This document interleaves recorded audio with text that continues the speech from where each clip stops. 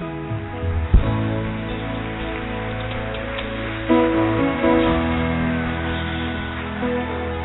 a Deus, pode sentar.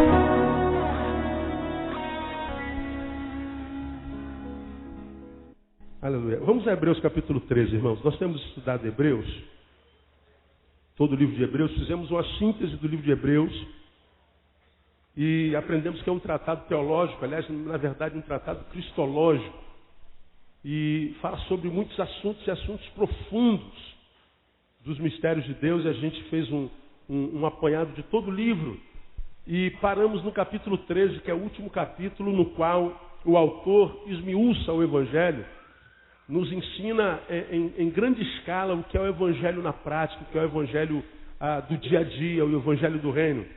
Depois de falar de tantos assuntos tão profundos, né, durante todo o livro, ele para no capítulo 13 e nós aprendemos que ele começa o capítulo 13, ele começa o fim do livro, né, ele começa o último capítulo do livro dizendo o seguinte: permaneça o quê? O amor fraternal. Como quem diz, olha, diante de tudo que você aprendeu, né, quando ele fala contra a apostasia, da fé em Cristo para a religiosidade, quando ele fala sobre a supremacia de Cristo ante aos anjos, fala do agnosticismo, fala da figura difícil de compreender de Melquisedeque, fala sobre descanso eterno, fala sobre tantos assuntos profundos, nós falamos sobre eles nesses últimos 2 meses. Ele diz o seguinte: olha, diante de tudo que você ouviu, de tudo que você aprendeu, se você não conseguir guardar esse arcabouço de informação teológica, ele diz o seguinte, que permaneça o amor fraternal. No final, o que conta é o amor pelo próximo. Se você não conseguir guardar tudo que você vê no contexto que te foi revelado enquanto escrito de palavra de Deus, não se preocupe com o tecnicismo, não se preocupe com a quantidade de informação. O que você tem que se preocupar é amar o teu próximo. O que vale no final é o quanto você amou. Quando nós estivermos diante de Jesus, no dia do grande juízo, ele não vai perguntar o quanto você fez, ele vai perguntar o quanto você amou. Não é? E nós estudamos isso muito detidamente, a gente aprendeu isso no versículo 1. No versículo 2, nós aprendemos o seguinte: não vos esqueçais da hospitalidade, porque por ela alguns, sem o saberem, hospedaram o quê? Anjos. Então, de um lado, amor, do outro lado, ele fala sobre a hospitalidade. E a hospitalidade é uma palavra que vem da mesma raiz da palavra hospital, ou hóspede, hospitalidade. Hospitalidade, continuação, é continuidade do que há no hospital. No hospital, quando a gente vai no hospital, nós fizemos essa analogia de hospitalidade e hospital. Quando a gente vai no hospital, a gente quer ser recebido, a gente quer ser acomodado, a gente quer ser tratado. É horrível quando a gente vai no hospital e não nos recebem. Não há vaga, está fechado, não tem como atender você. A gente não é recebido. Quando é recebido, não é tratado. É jogado lá no chão, como acontece no Rio de Janeiro, no Brasil. Somos colocados em cima de uma maca fria e a gente não é bem acomodado. E aí, por causa disso, a gente não é tratado. Hospitalidade é o oposto do que acontece no hospital hoje. A hospitalidade é receber, né, é a vertente sociológica da hospitalidade. Acomodar é a vertente afetiva da hospitalidade, e tratar é a vertente terapêutica da hospitalidade. Aí nós falamos isso em 2 quarta-feiras seguidas, falamos por que a gente tem que praticar a hospitalidade e como a gente tem que praticar a hospitalidade. Hoje, nesses poucos minutos que nos sobram, eu queria entrar no 3º versículo. Nós vamos ficar nesse capítulo 13 até o final do ano, até a última quarta-feira de dezembro, tentando estudar parte desse capítulo todo, versículo por versículo. Eu queria ler com você, estudar um pouquinho, o versículo 3. O que está escrito lá no versículo 3? Vamos ler juntos, mesmo com as versões diferentes? Vamos lá? Lembrai-vos dos presos, como se estivesseis presos com eles, e dos maltratados, como sendo vós mesmos também no corpo. Então diz, lembrai-vos de quem mesmo? Dos presos. E de quem mais? Dos maltratados. Então veja, Hebreus fala sobre aquele arcabouço teológico, cristológico todo. No final do livro você tem que exercer o amor ao próximo. E o amor se manifesta na hospitalidade, acomodando, recebendo, tratando. Mas também o amor se manifesta como? Lembrai-vos dos presos. E nós vivemos num contexto brasileiro, principalmente carioca, que tudo do que a gente não quer lembrar são de quem? Dos presos. A gente quer mais que os que estão soltos sejam o quê? Presos. E se há um lugar do qual a gente quer passar longe, é onde os presos estão. Isso é a mais pura realidade. Agora, é muito interessante, irmãos, como a Bíblia lembra dos presos e lembra muito. Jesus lembra dos presos.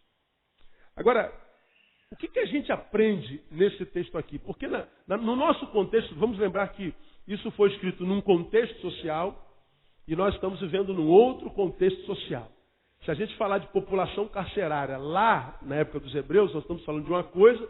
Se a gente fala de população carcerária hoje, no contexto carioca, nós estamos falando de outra coisa. Todavia, tudo é preso. Completamente diferente. Acho que os presos são completamente diferentes, mas são presos. E esse texto está dizendo, lembrai-vos dos presos, lembrai-vos dos maltratados. E diz que a gente não é só lembrar, tem um modus operandi dessa lembrança. Lembrai-vos dos presos como se estivessem presos com eles. Não é só lembrar, lembrei, tem um preso chamado Fernandinho Beiramata. Já lembrei, senhor, está cumprindo com missão, não. Não é lembrar de qualquer jeito. É lembrar dele e como se você estivesse lá na mesma cela com ele. O que isso quer dizer? Lembrem-se dos maltratados como sendo vós mesmos também no corpo. Como quem recebe maltrato no corpo. Não é só lembrar do maltratado. Existe uma forma de se lembrar. E isto é evangelho. Então, eu queria, vou ficar hoje, quarta-feira que vem, falando sobre esse versículo, começar sobre essa ordem, lembrar. Lembrar. Lembrar, se a gente parar para pensar sobre lembrança, muita gente lê um texto, parece que não tem nada ali. O que a gente vai falar desse texto? O que a gente vai tirar? Mas tem muita coisa lá. Quando a gente fala de lembrar, a gente tem que pensar o que é lembrar. Que a gente fala, lembrar. O que é lembrar? Lembrar. O que é lembrar? Quem se arrisca a dizer que quer lembrar? Guardar? Trazer a memória? É isso? Alguém aprofunda mais isso? Trazer a memória. Hein? Recordar. O que mais? Falaram alguma coisa aqui? Não esquecer? Não esquecer não cabe. Se eu não esqueço, eu não preciso lembrar. É o quê? Reviver.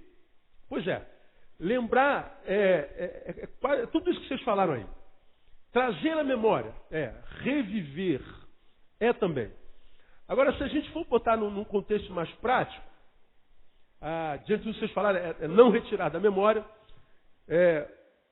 alguma coisa foi impregnado na nossa mente, tatuado na mente. Está aqui. E essa coisa que foi tatuada da nossa mente saiu por alguma razão. É como quem entra aqui pela primeira vez, senta aí e olha para cá. Sei lá, quando senta aqui a primeira vez, me digam vocês, o que você logo nota aqui nesse... O que mais te chama atenção aqui nesse púlpito, nesse palco? O que te chama atenção? Seria o painel da cidade do Rio de Janeiro, sim ou não? Sim. Eu tenho certeza que não existe um ser humano que entra aqui nesse tabernáculo, saia daqui desse tabernáculo, e que, depois de muito tempo ter estado aqui, eu duvido que ele não se lembre de que esteve aqui e aqui na frente tinha um plotter enorme de uma das fotos mais importantes da cidade do Rio de Janeiro. Ele pode não se lembrar que tinha um ramo de planta aqui e outra do lado de lá, pode não se lembrar da minha roupa, de que marca era aquela guitarra, aquele violão, aquele baixo. Ele pode não se lembrar de um monte de coisa, mas essa imagem que você percebeu aqui fica tatuada em você. Mas essa imagem que fica tatuada, por alguma razão, ela pode sair de lá. É como quem, por exemplo, colocou um painel aqui do Congresso dos Jovens, preso por fita crepe. Ele tirou o painel e deixou a fita crepe lá, o porco. Está lá. Tem duas fitas lá. Né? Está lá. Está lá a fita crepe. Então, eu olho para o painel. Quando você olha para o painel, você olhou para o painel. O painel é tudo que nele há. No painel tem a imagem do Cristo, tem a imagem do pão de açúcar, tem a imagem de alguns prédios da Urca, tem 1 milhão de barquinhos lá, né? Tem um monte de gente no pé do Cristo. No painel tem um navio que está aqui perto do Cristo e outro mais lá em cima. No painel tem 2 fitas crepes. Aí você viu tudo isso, a sua mente, né?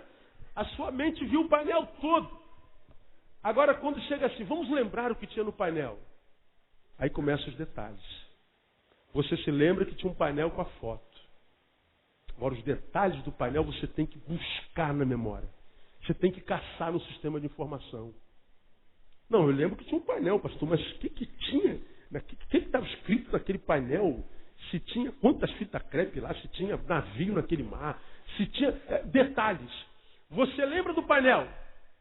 Você se recorda que tinha um painel lá. Agora o detalhe, aí você tem que caçar. Você tem que buscar no sistema de informação. E aí quem sabe se você para, se você começa a caçar, buscar lá dentro, você começa a se lembrar dos detalhes da coisa. E alguns de nós têm a capacidade de fotografia muito maior do que os outros, de recordação, de lembrança, de registro. Esse texto está dizendo, lembrai-vos dos presos, ou seja, não retirem os presos da vossa memória. Eles estão lá, na sua memória, não retire de lá. Ou, vamos aprofundar mais, não retirem da vossa história a figura do preso.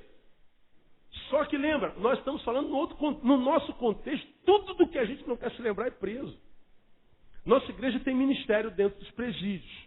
Temos um grupo de gente da nossa igreja que está no presídio quase toda semana. Amam esse trabalho, são chamados para esse trabalho.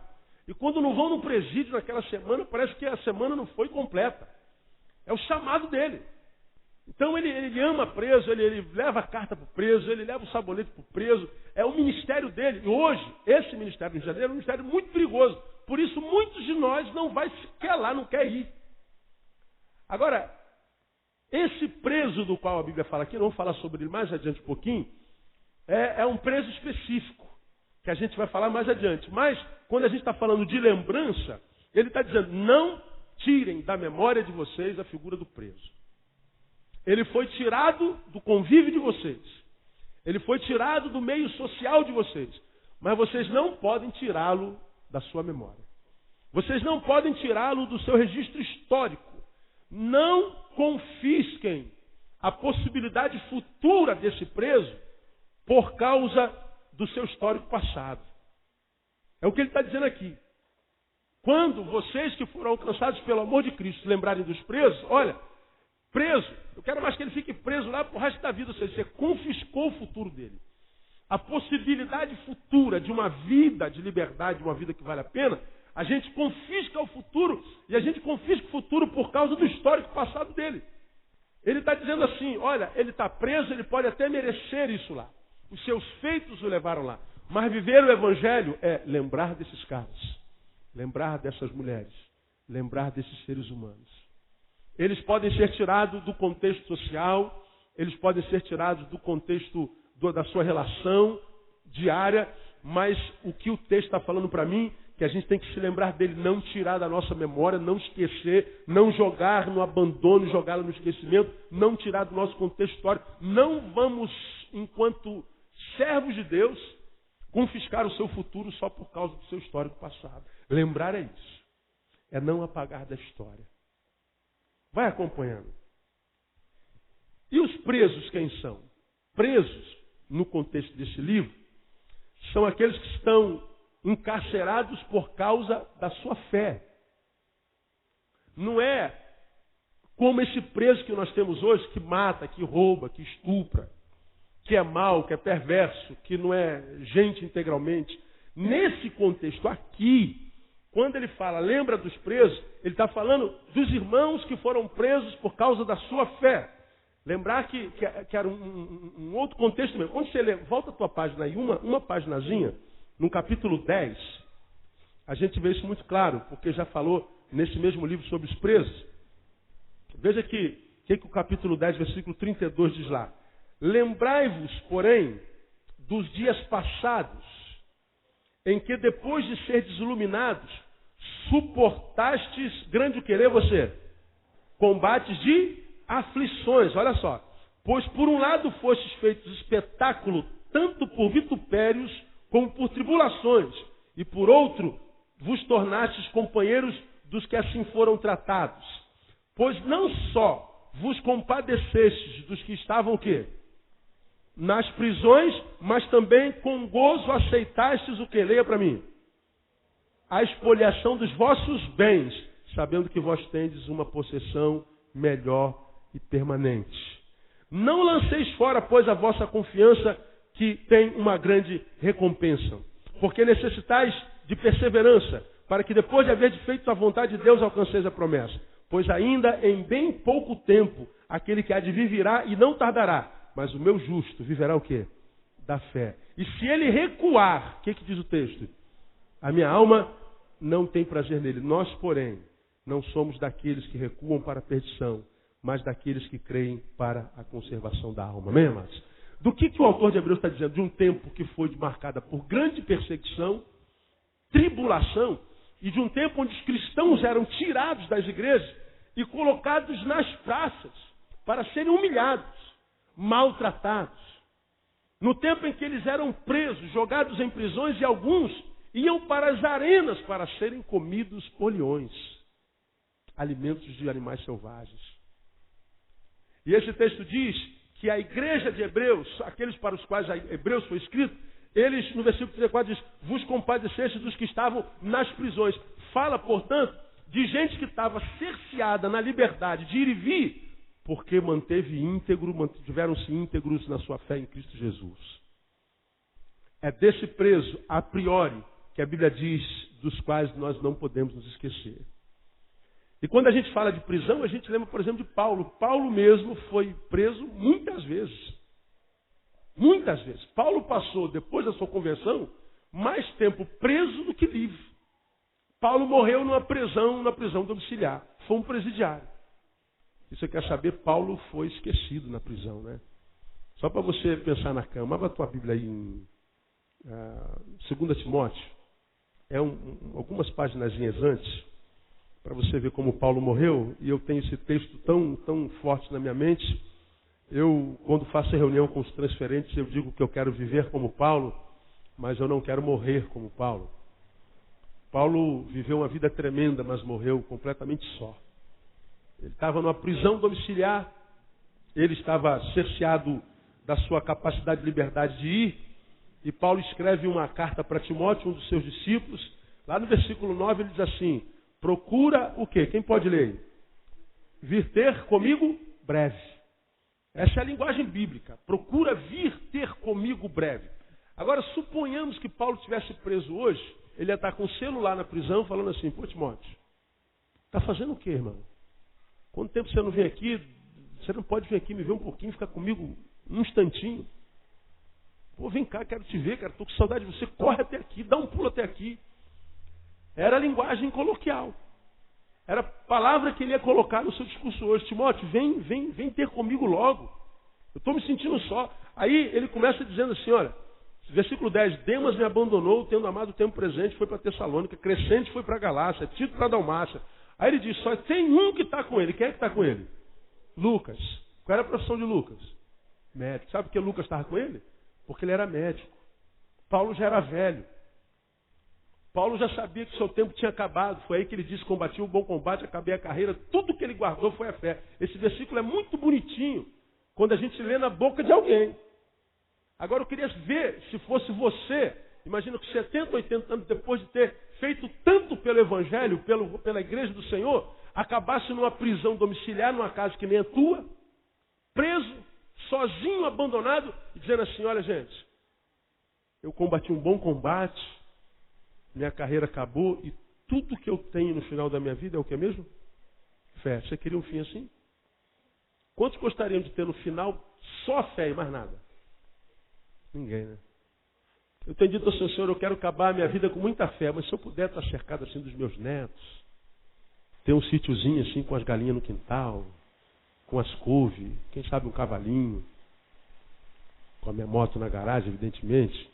Se eu pudesse ter uma churrasqueira lá no quintal para chamar meus amigos, alguns discípulos, vidas das quais eu fui bênção, alguns que eu gerei em Cristo Jesus, e pudesse estar lá com o velho pastor Neil, o ancião Neil Barreto, dizendo, mestre, nós viemos fazer-lhe uma visita.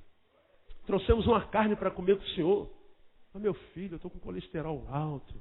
Eu não posso, na minha idade eu não posso mais comer isso.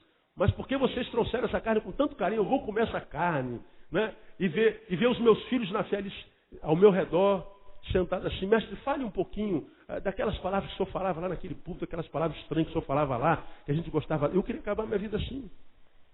Queria ver os meus netos, minhas netas, filhas de Tamar e de Thaís, com os namoradinhos lá. Ver minha filha oficial da Marinha e a outra juíza, apaixonadas por Jesus, sentada à minha mesa, aquela mesa grande, lá no interior, no meio do mato. Porque quando eu me aposentar, eu não quero mais saber de gente, de jeito nenhum, vou cuidar de bicho, irmão. Vou criar galinha. Você pode escrever aí. Vou criar cavalo, vou plantar. Agora, Paulo diz assim, tudo que eu estou levando é fé. Ele mais adiante, olha lá.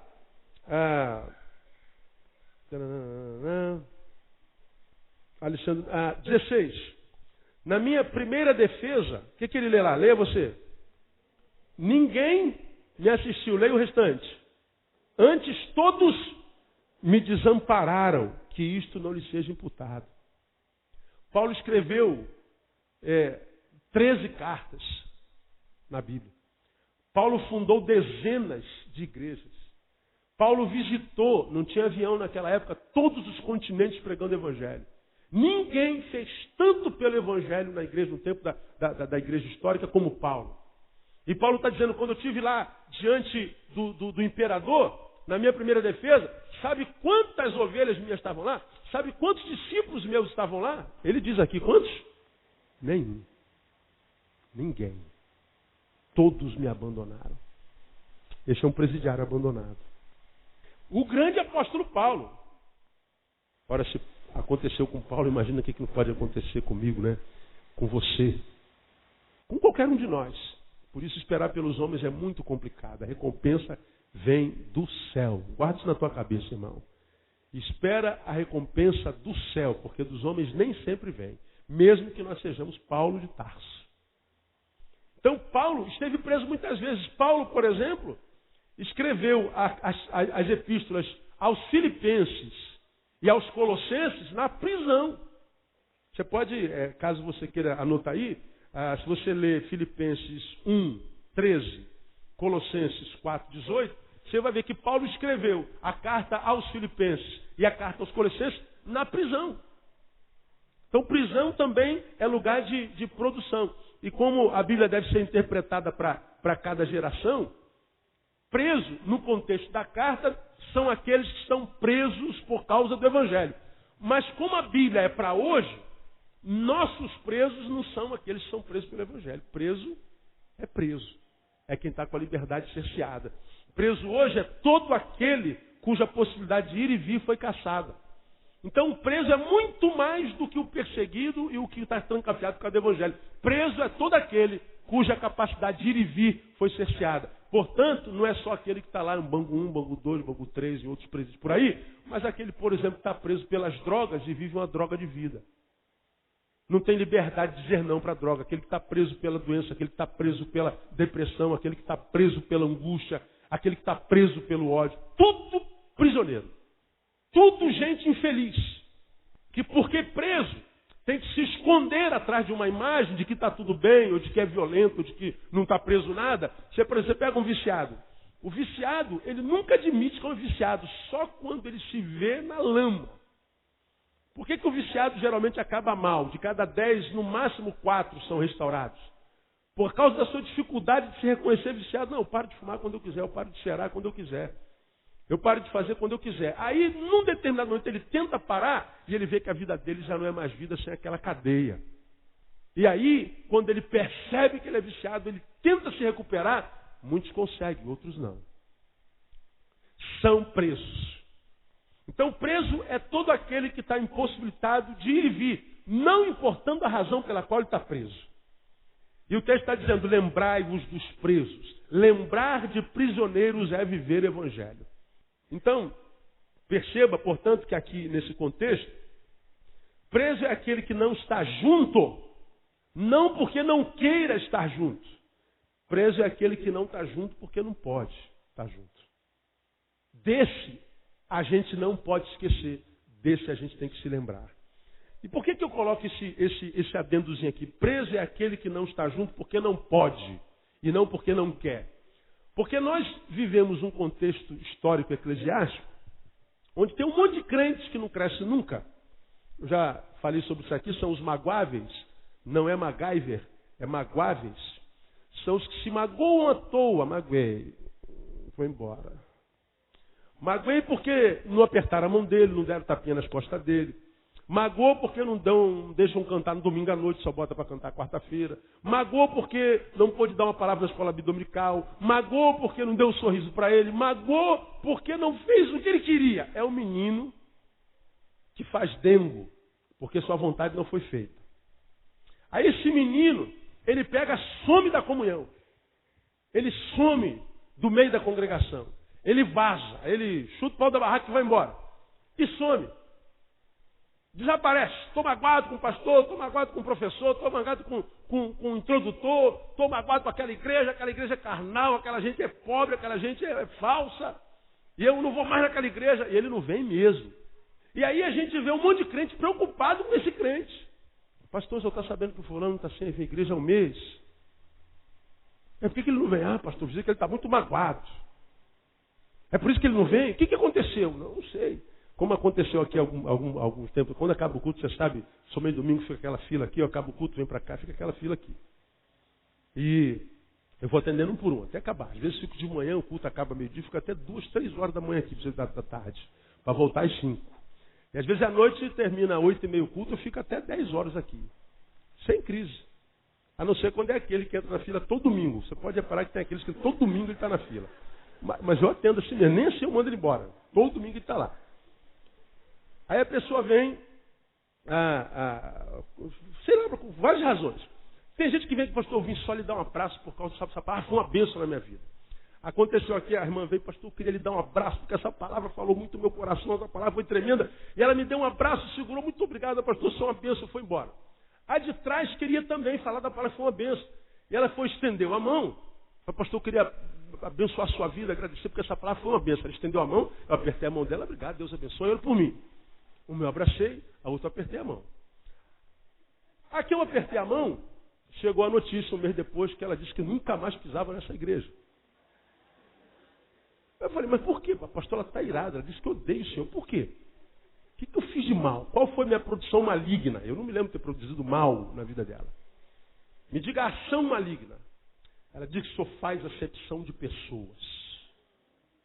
Eu até agora não sei do que está falando, depois eu vim saber. Foi que a pessoa que estava na frente, eu abracei, mas quando chegou a vida dela, a vez dela, porque ela era preta, eu não abracei, só apertei a mão. Eu me lembrei do episódio na hora, só que aqui eu abracei também era preta. E eu também sou preto, passou de meio-dia, filho meu, é noite. Eu não tenho olhos verdes, meu cabelo é ruim. Olha a barba como é que cresce esquisita, disforme. Não é lisa, não cai, né? Se eu fosse mulher, eu ia usar chapinha, era só no fogo. Não tinha jeito, como a maioria de vocês, evidentemente, né? Pois é. Mas ela disse, nunca mais entra porque eu estou magoado. Aí, no nosso contexto, na nossa filosofia comunitária, o pastor tem que ir atrás desse irmão, minha amada irmã, volta, amadinha. Oh, tadinha, desculpa. Volta para a igreja, Jesus está em depressão sem a sua presença. E volta. E a gente vai atrás dela e ela vem para a igreja. Voltei só porque o meu pastor foi me buscar. Essa mulher tem uma menina dentro que não vai crescer nunca. Se você fizer todas as suas vontades. Faz uma birrazinha e a gente faz a vontade. É como aquela criança que quando o pai diz não, ela começa a chorar, cai no chão, começa a se espernear, faz escândalo. Tá bom, para, descansa. E o pai faz, pronto. O pai se tornou um prisioneiro. Passa vergonha no shopping, passa vergonha na rua, passa vergonha em todo lugar que faz. Porque é um pai trouxa. É um pai porcaria que não tem autoridade. Aí o moleque fala assim, já sei como é que eu consigo tudo. É só gritar. É só chorar. É só fazer birra. Agora pega teu filho, dá uma lambada no lombo dele pra você ver. Você quer razão para chorar? Eu vou lhe dar razão para chorar. Aí dá razão para chorar. Você vai ver se ele vai querer chorar de novo. Aí você fala assim, pastor, o senhor não pode falar isso. Está lá na Bíblia, não poupe a vara do teu filho. Está lá. Agora, por que tem essa geração medíocre aí? Porque o pai tem medo do moleque. Agora a gente vai, tratando, faz um birrozinho, faz um biquinho, a gente vai atrás. Irmão, quando você se encontrar com um crente que não está conosco porque não quer estar conosco, você pergunta, qual a razão pela qual você não está lá? É porque você não pode ou é porque você não quer? Se for porque não pode, essa pessoa precisa ser lembrada, porque ela pode estar presa a alguma coisa. Não é uma ação volitiva, uma ação da vontade. É uma ação que não é produzida, ou seja, o vir por uma impossibilidade, ele está preso. Agora, quando é uma escolha, a gente não tem que se lembrar disso não. Porque este ou esta, você encontra, se você acordar às 6 horas da manhã, está caminhando na porta da igreja todo dia. Você encontra no Carrefour, se for homem, vai no futebol de terça-feira. Vai na caminhada amanhã, sobe morro, desce morro, cai dentro do buraco. Ele só não vem para onde? Para a igreja, tomar guarda. E a gente acha que temos obrigações com aqueles que usou o livre-arbítrio para escolher estar longe. Não é preso. Preso é aquele que não está junto, porque não pode. Ah, pastor, mas tem que buscar toda ovelhinha, porque eram 100 ovelhas. Pois é, já falei sobre esse texto aqui. O pastor contou, eram 100. Quando chegou no aprisco, contou de novo, tinha 99, faltava uma. Quando ele foi buscar essa uma estava no abismo ferida, tanto é que diz o texto, que ele desceu no abismo, curou a ferida, colocou no ombro, porque ela não podia andar, e voltou a redil. Foi atrás de uma, mas essa uma não estava com as outras 99, porque não podia, e não porque não queria. Ela não escolheu. Não foi uma opção sua. Então, quando a Bíblia fala de preso do qual a gente tem que se lembrar, é aquele que, porque preso está impossibilitado de. Porque se ele não está impossibilitado de, é um ato da volição, da vontade, o problema é dele. Cada um dará conta de si mesmo a Deus. Peca se você for atrás, de jeito nenhum. Tem obrigação, de jeito nenhum. Preso é o impossibilitado dele. E os maltratados, quem são?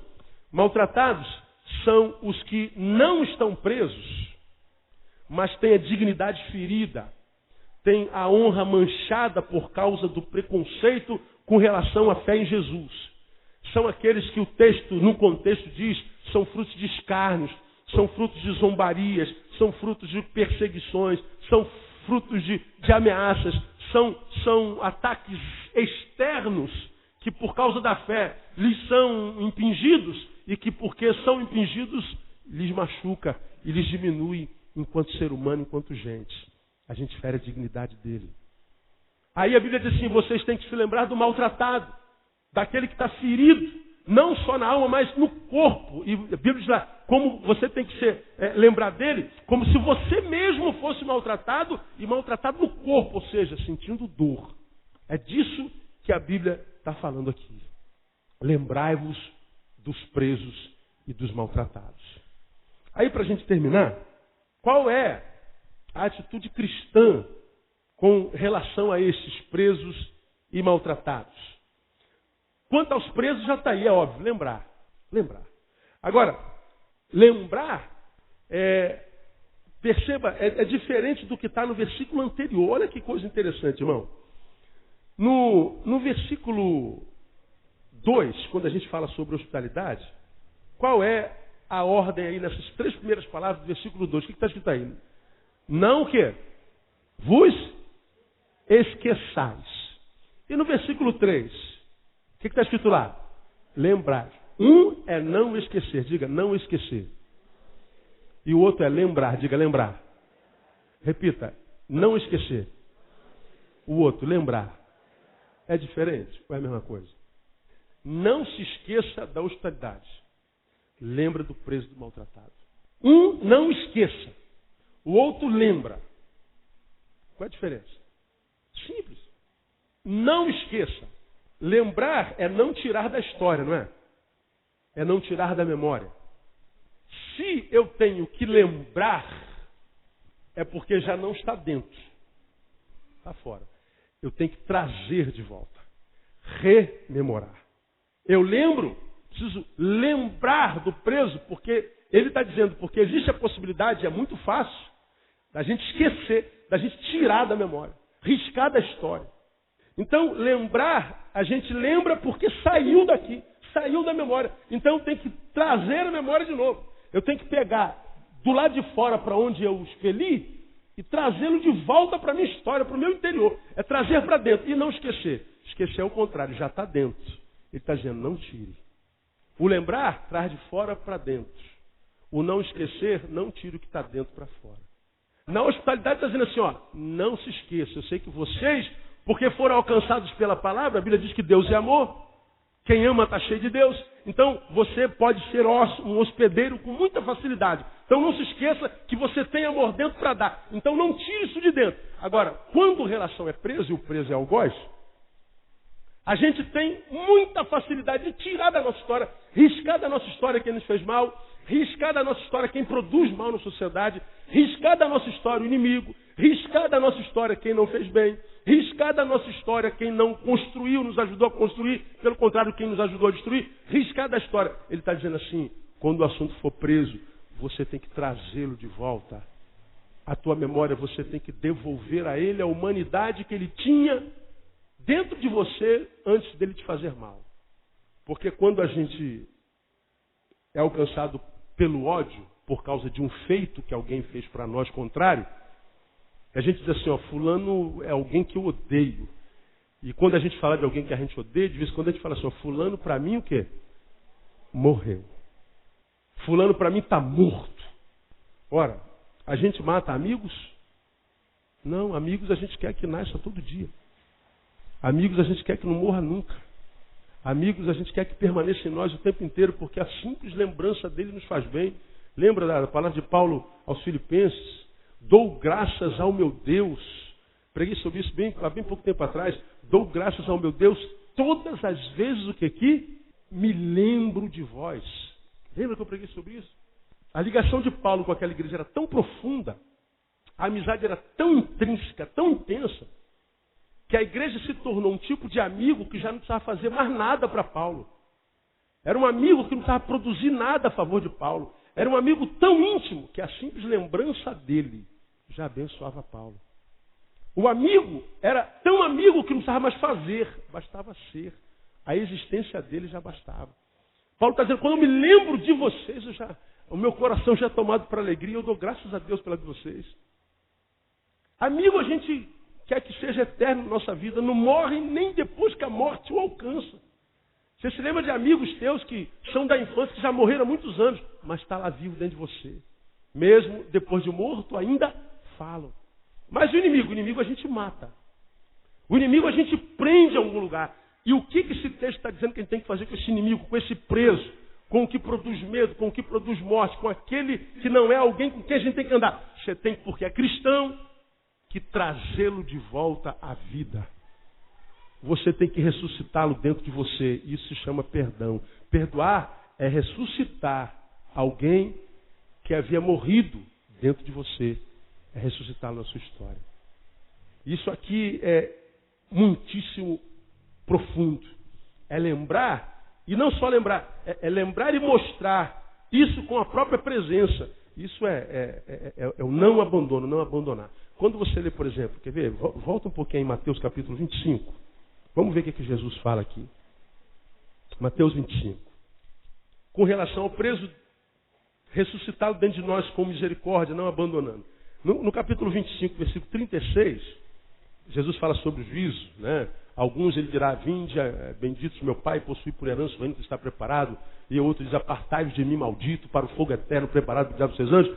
Aos que ele dirá, vinde, benditos de meu Pai, e tomai por herança o reino que está preparado desde a fundação do mundo, ele explica por quê. No versículo 35 ele diz assim, por quê? Porque tive fome, me deste de comer, sede, me deste de beber, era forasteiro, me acolheste. Agora os 36, estava nu, me vestistes, adoeci, me visitaste, estava na prisão. O que fizeram? Fostes tirar-me de lá, é o que está aí. Olha que coisa simples, irmão. Eu estava preso. E o que eles fizeram? Foram me ver. Só isso. Não está falando que levou sabonete, pasta de dente, escova de dente, cueca limpa. Tudo isso pode ir junto. Mas tudo o que Jesus quer que a gente faça com o algoz, que não é só o prisioneiro do Bangu 1, 2, 3, Mas todo aquele para quem na nossa história ele é defunto, nós o matamos, Deus está dizendo, eu quero que vocês o ressuscitem e que vocês não o abandonem. E eu quero que vocês estejam lá simplesmente para vê-lo. Como quem diz assim, olha, você me fez muito mal, mas eu não vou retribuir o mal que você me fez com mal. Eu não estou riscando você da minha história, eu vim ver você. Isso é dizer para o preso, ou para o nosso algoz, ou para o pecador o seguinte, você é muito maior do que o pecado que você cometeu.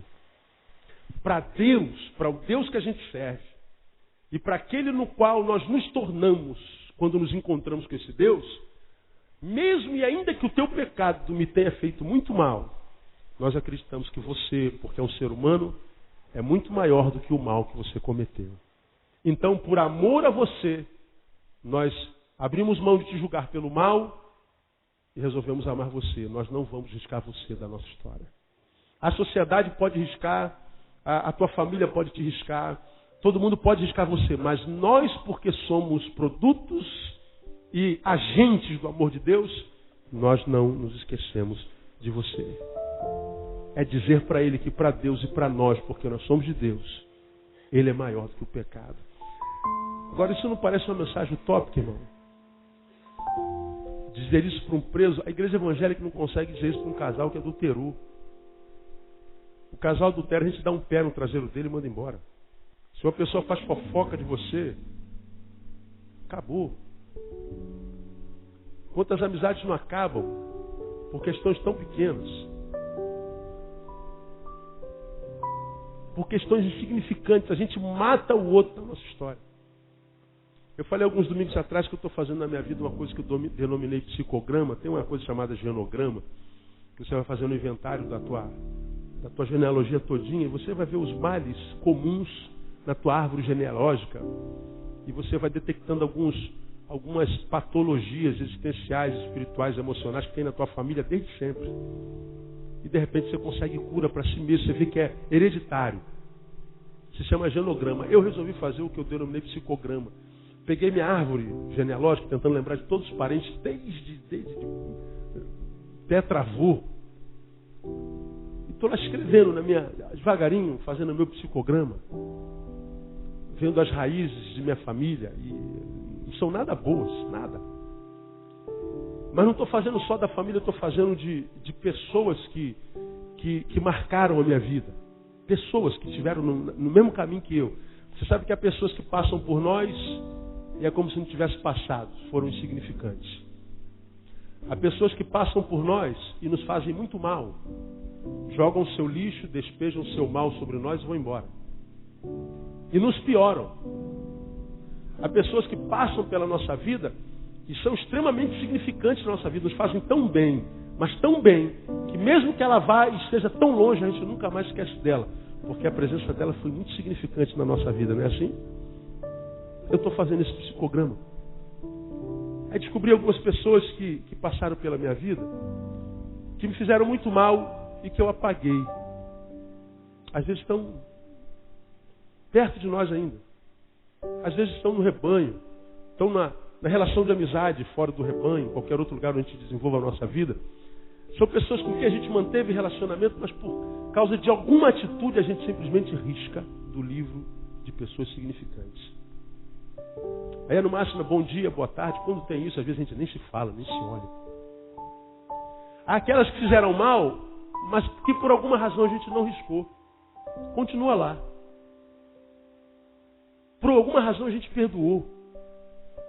A gente não se lembra do mal que fez pra gente e a mantém juntinho da gente. Por que umas a gente mantém, a outra a gente mata, existencialmente falando? Por causa da significância, por causa da construção histórica que desenvolveu juntos. E é interessante um feito desse que a gente vai desenvolvendo, essas doideiras minhas, como existem pessoas que são tão significantes, das quais nós nos afastamos, não sabemos por quê. E como há pessoas que não significaram nada enquanto construção histórica humana, nada, e que a gente mantém junto da gente, que até hoje não contribui para nada. São vidas com as quais a gente se relaciona e perde tempo em se relacionar. Porque relacionar-se com ela ou não é a mesma coisa. Ao passo que, ato contínuo, a gente dispensa a gente que é tão preciosa, querido, que nos acrescentou tanto. Aí eu tenho pego o telefone e tenho ligado para alguns e falar da importância daquela pessoa na minha vida. Porque às vezes a gente nem sabe que tão importante foi, porque simplesmente a gente perdeu a cultura da meditação, de parar para pensar a nossa vida, que caminho temos trilhado, com quem a gente tem andado, com quem a gente tem se relacionado. A gente acorda e vai empurrando com a barriga.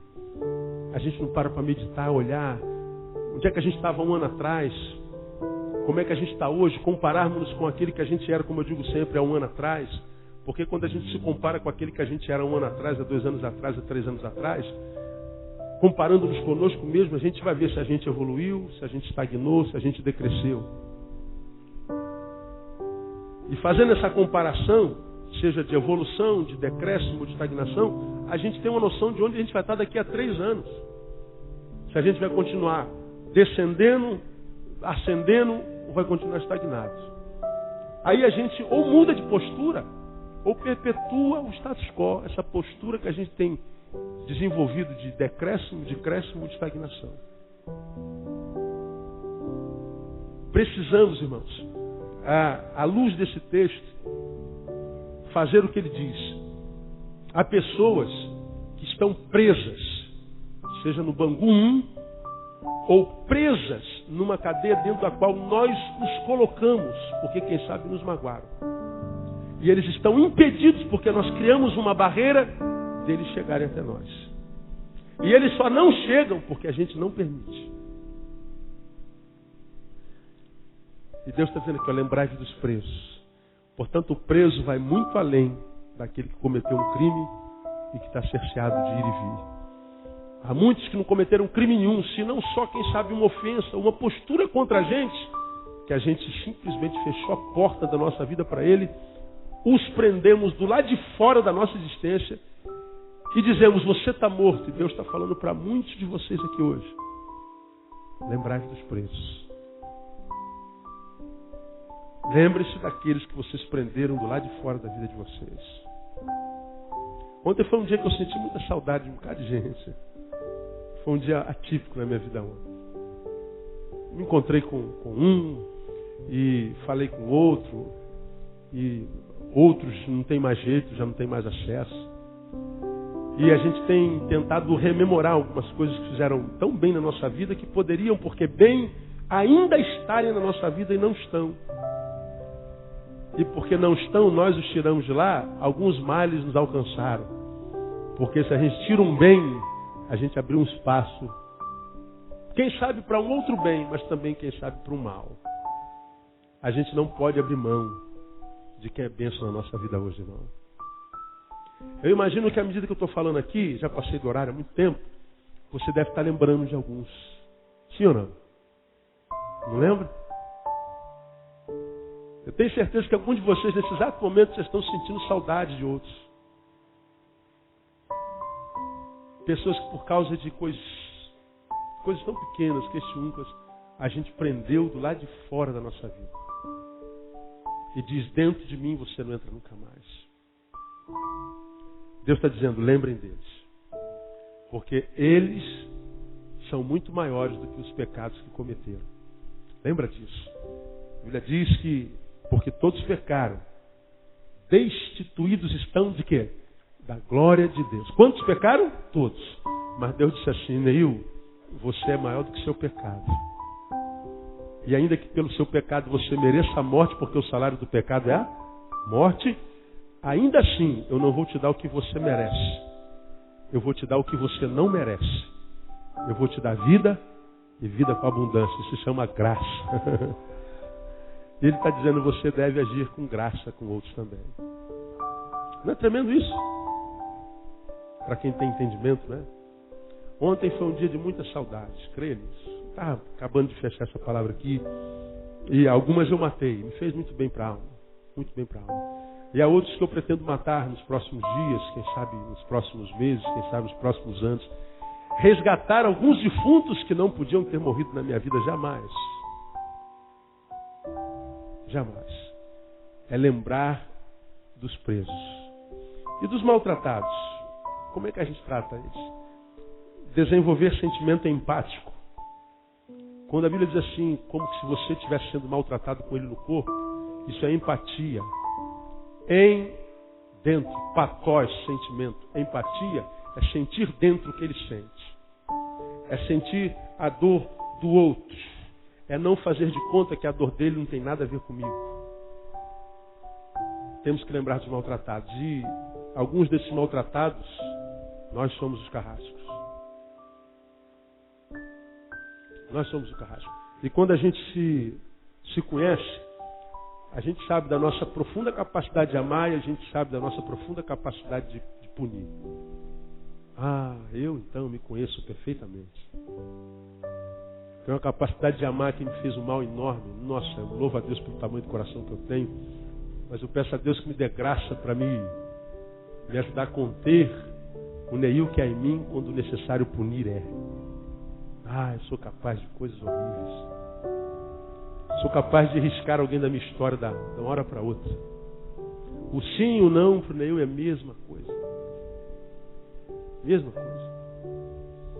E a Bíblia diz que quando o assunto é maltrato, você tem que ser empático com ele e tomar cuidado para que você não seja o carrasco. Aquele que gera o mal.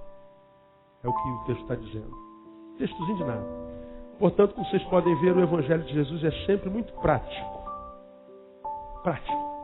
Se não for a obra morta. Tiago, capítulo 1, fala que fé sem obras é o quê? Morta. Ninguém pode ser salvo por essa fé. Então não adianta, irmão, ficar aqui no reteté. Aleluia, hoje é churia. Aleluia, vejo anjos nesse lugar. Glória. Isso é muito bom. Eu gosto dos arrepios. Gosto do reteté. Gosto do povo barulhento. Gosto quando dá. Gosto do pessoal que faz barulho. Eu gosto. Agora, só o barulho não funciona, não. Temos que partir para a prática. Também não adianta ser como, de repente, é tradicionalzão, aquela coisa semi-morta, né, que a gente ouve a música. Nada a ver também. Tem que ser prático. Lembrar do preso e sentir a dor do maltratado. E se você não guardar nada que eu preguei aqui hoje, guarda só isso. Lembra daqueles que você prendeu do lado de fora da tua vida e que de repente te amam e estão à porta do teu coração dizendo assim, Neil, deixa eu entrar. Me perdoa. Eu reconheço que eu te fiz mal. Mas não me mata aí dentro, não. Traga-me de volta a tua memória. Guarda isso. Se você fizer isso, terá cumprido o Evangelho de Jesus. Quem tem ouvidos, ouça o que o Espírito diz à igreja. Amém, irmão? Vamos aplaudir o Senhor.